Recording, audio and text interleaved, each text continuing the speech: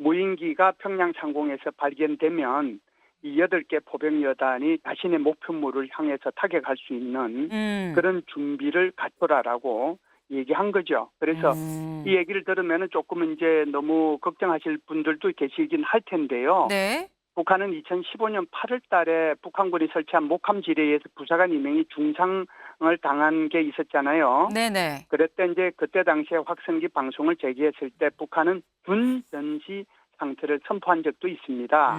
북한은 어땠느냐 하는 것을 이제 추가적으로 더 말씀을 드릴 텐데요. 네. 2014년도 3월 달에 병령도와 파주에서 2014년도 4월 달에 삼척에서 북한의 무인기가 발견됐고 거기에서는 청와대를 촬영한 사진까지 나왔습니다. 네. 2017년도 6월 달에는 인제에서 무인기가 발견이 됐는데 네. 사드 기지를 촬영한 사진이 나왔고요. 네. 2022년도 12월 달에는 북한이 무려 5대의 무인기를 보내서 경기 북부와 서울 상공을 휘짓고 다녔거든요.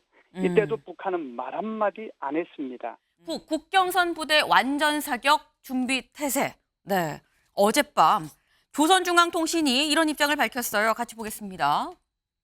네.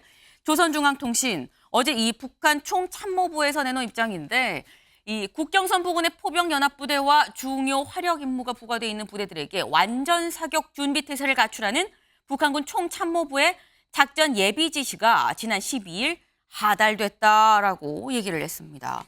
완전 사격 준비 태세다. 준비 태세도 뭐야? 그럼 곧 쏘는 거야? 장전이 돼 있는 거야라는 이 생각이 드는데 또 사격도 그냥 사격이 아니에요. 완전 사격입니다. 근데 이 얘기를 들으면 이게 대체 어떤 상황이지 싶거든요. 그래서 저희가 전문가를 좀 모셨습니다. 네. 네, 김열수 한국군사문제연구원 안보실장님 모셨습니다. 안녕하세요. 네네, 안녕하세요. 네, 실장님.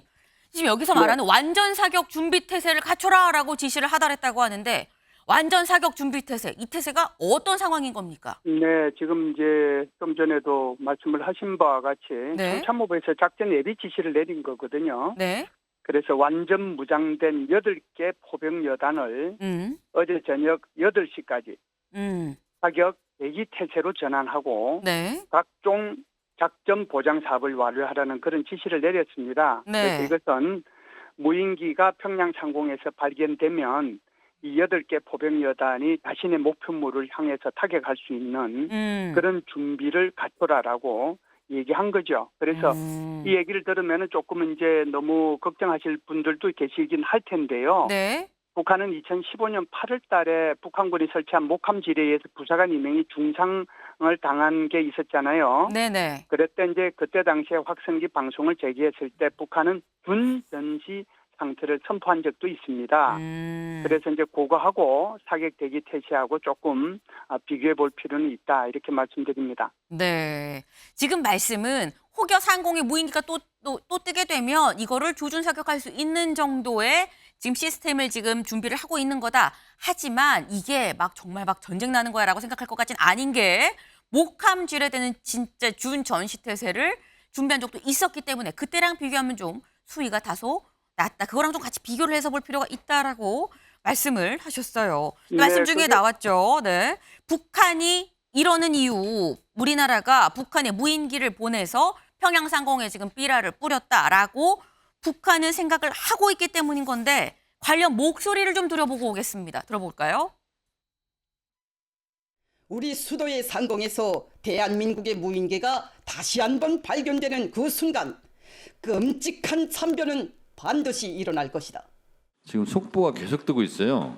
북, 한국이 평양에 무인기 침투시켜 모든 공격수단 활동 태세. 이거 긴급사태 아닌가요? 그런 적이 없기 때문에 저희들이 상황을 지금 상황을 지금 파악을 못 해가지고 네. 확인해 보겠습니다.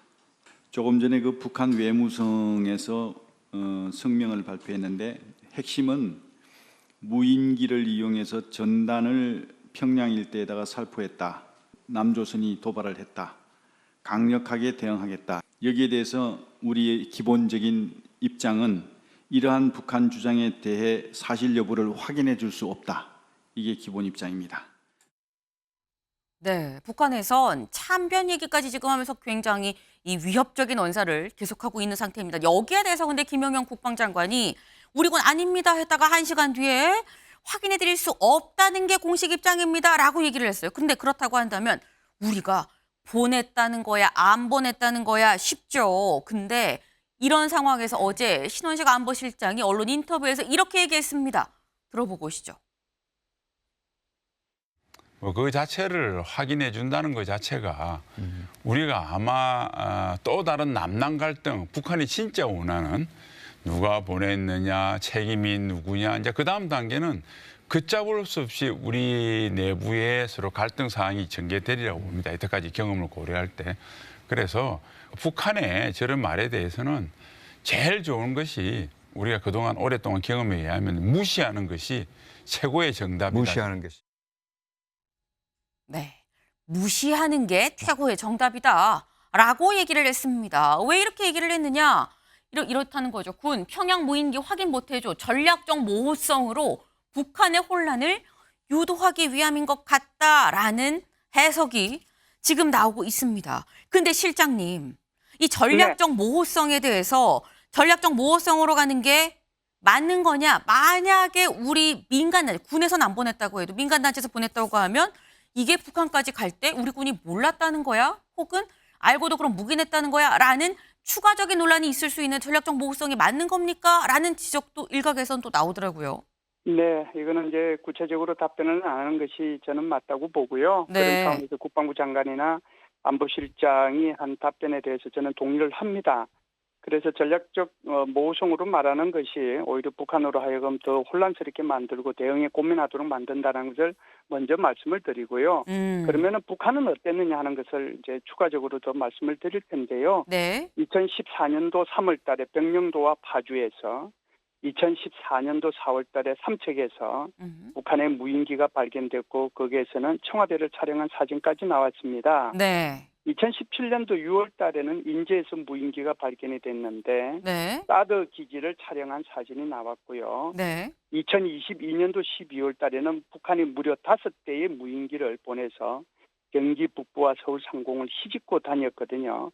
이때도 북한은 말 한마디 안 했습니다. 그런데 왜 우리는 북한이 이렇게 하는 것에 대해서 일일이 대답해야 될까요? 아하. 그래서 오히려 네. 전략적 모호성으로 하는 것이 북한을 더 혼란스럽게 만들고 대응에 고민하도록 만드는 그런 이점이 있다. 그리고 그걸 통해서 우리의 남남 갈등을 최소화시키는 이점도 있다. 이렇게 봅니다. 근데 그렇다고 하면 이 부분에 대해서 사람들이 이런 생각을 또 해요. 다음 기사를 좀 볼까요? 다음 국민일보. 네, 무인기 누가 왜 어떻게 민간단체가 투입 북한 자작극 본분입니다. 그럼 대체 이 무인기는 어떻게 평양 상공에서 삐라를 뿌렸느냐라는 거죠. 때문에 많은 이 추측들이 나오고 있는데 대략적인 시나리오를 좀 저희가 모아봤더니 한 5개 정도 되는 것 같아요. 우리 군이 살포했다. 아니다. 우리 민간단체가 살포했다. 아니다. 국내가 아니라 해외의 뭐 다른 반북단체가 살포했을 수 있다. 아니다. 북한 내부에서 이 반대 감정을 가진 사람들이 할 수 있다. 아니다. 북한의 주작이다. 라는 겁니다. 총 한 5개 정도로 지금 이 좀 가능성이 좀 좁혀질 것 같은데 실장님 어떤 가능성이 가장 크다고 보십니까? 네, 제가 볼 때는요. 지금 북한이 공개한 그 무인기를 보면 네. 이게 이제 가오리 형태잖아요. 이게 이제 스카이 09라고 하는 모델인데 이게 중국제입니다. 제가 볼 때는 이게 이제 2014년도 북한이 보냈던 그런 병영도와 파주 여기에 보냈던 거하고 굉장히 유사하다는 것을 먼저 말씀을 드리고요. 네. 두 번째는 이제 전단의 그 모습을 보면 그 색깔이나 내용 이런 것들이 기존에 우리 시민단체가 북한에 보냈던 거하고는 좀 차이가 나거든요. 네. 그래서 이것이 이제 새로운 그 어떤 그 민간단체에서 보냈을 수도 있겠다는 그런 생각은 해요. 그러면서 이제 북한의 자작극도 있을 수 있다라고 보는데 네. 제가 볼 때는 김여정이가 12일 날 담화한 그 발표문에 네. 이제 일말에 북한에서 고민하고 있는 내용이 좀 들어있다라고 이제 말씀을 드릴 수 있는데요. 네. 김여정이 담한 내용을 제가 한번 말씀을 드려볼게요. 김여정은 이렇게 얘기했습니다. 민간 단체에서 날려 보내는 무인기가 국경을 넘나들도록 대한민국 군부가 식별조차 못했다면 그것이 문제거리다. 네. 그다음에 두 번째는 북한 민간단체들이, 북한에 뭐 민간단체도 없지만요. 어찌됐든 김여정의 표현대로 하면 북한의 민간단체들이 무인기로 대한민국의 대통령실 상공에 삐라를 뿌려도 문제될 것이 없다는 것과 같다. 이렇게 네. 얘기를 했고요. 네. 마지막으로는 이렇게 얘기를 합니다. 무인기 도발의 주체가 누구든 행위자가 누구든 관심이 없다. 앞으로 이 무인기가 발견이 되면 적극적으로 여기에 대응하겠다라고 얘기를 했거든요. 네. 그래서 이 내용 전체를 보면 북한에서도 우리 군에서 보낸 것 같지는 않다는 생각은 한 것 같고요. 그런 면에서 보면 우리의 민간단체나 또는 해외에 있는 반북단체에서 이건 뭐 중국 쪽에서도 보낼 수 있는 거거든요. 네. 거기서도 보냈을 수도 있다. 그런데 누가 보냈든지 간에 앞으로 보내면 그 책임을 대한민국에 물어서 여기에 대해서 조치를 취하겠다라고 하는 것이 김여정의 담화의 핵심 내용이라고 봅니다. 제가 볼 때는요. 아마 우리의 민간단체일 수도 있고 또 북한의 자작극일 수도 있다 이런 생각은 하는데 네. 아무래도 이제 이것은 조금 더 분석이 필요하고 시간이 좀 필요하지 않겠는가 이렇게 봐요. 여기에서 좀 저희가 드는 의문이 있어요. 다음을 좀 볼까요? 네. 누가 보냈나? 북한은 왜 공개했나? 저희가 지금 앞서서 누가 보냈나 요 가능성 시나리오 5개를 지금 저희가 얘기를 해봤죠. 근데 북한은 이걸 왜 공개했냐라는 겁니다. 커지는 무인기 미스터리. 지금 이 평양 상공에서 이 평양 이 밑으로 좀 떨어졌다는 삐라의 내용을 아예 사진으로 찍어서 공개를 했어요. 근데 그 삐라 내용을 좀 보겠습니다. 제가 그 내용을 뭐 정확하게 잘 보이게 뭐 보여드릴 수는 없습니다만 대략적인 내용이 이런 부분이 있다는 거죠. 자기 배 불리기에 여념없는 김정은, 스위스제 명품 시계 착용한 김정은, 프랑스 명품 패딩 입은 김주애의 사진을 좀 같이 요게 좀 부에서 안 보일 수 있습니다만 같이 실었습니다. 패딩 사진도 좀 대충 보이고요. 그리고 연소득으로 구매 가능한 남쪽의 연소득, 북한의 연소득으로 구매 가능한 식량이 남쪽에서는 이만큼 살 수 있는데 북한은 요만큼밖에 못 사요. 뭐 이런 거를 지금 같이 비교해서 또 올렸다라는 겁니다. 지옥으로 떨어지고 있는 북조선의 경제 상황이라는 단어가 이런 워딩이 직접 들어갔다는 거죠.